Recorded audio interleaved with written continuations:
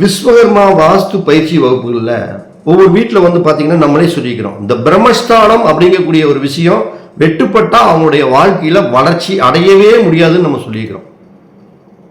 அந்த பிரம்மஸ்தானம்னா என்னன்னு உங்களுக்கு தெரியும். அதாவது ஈசானிய மூலையிலிருந்து தென்மேற்கு மூலைக்கும், அதே மாதிரி அக்னி மூலையிலிருந்து வாயு மூலைக்கு வரைக்கும் ஒரு பெருகல் குறி மாதிரி கிராஸ் பண்ணும் பொழுது அந்த இடத்துல வந்து ஒரு செவரோ ஒரு தூணோ விட்டமோ விழுந்துட்டு அவங்கள ஜெயிக்க வைக்க முடியாதுன்னு சொல்லிட்டோம்.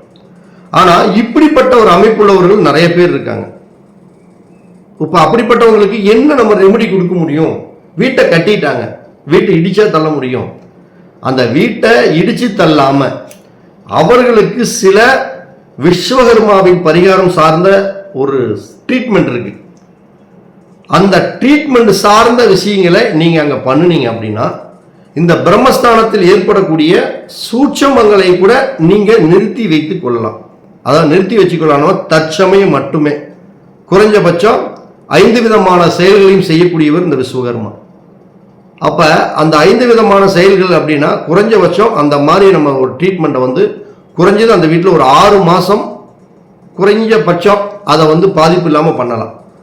அப்புறம் மீண்டும் மீண்டும் நம்ம அதே செயல்களை கொஞ்ச நாளைக்கு தொடர்ந்து பண்ணிக்கிட்டே இருக்கணும். 5 வருஷத்துக்கு 2 டைம்னாச்சும் பண்ணிகிட்டே இருக்கணும். அப்படி பண்ணிட்டு இருந்தால் அந்த பிரம்மஸ்தானத்தினால் ஏற்பட்டக்கூடிய பாதிப்புகளை கூட நம்ம நிவர்த்தி பண்ண முடியும். அப்படிப்பட்ட வகுப்பு தான் இந்த விஸ்வகர்மா வாஸ்து பயிற்சி மற்றும் பரிகாரம் சார்ந்த வகுப்புகள்.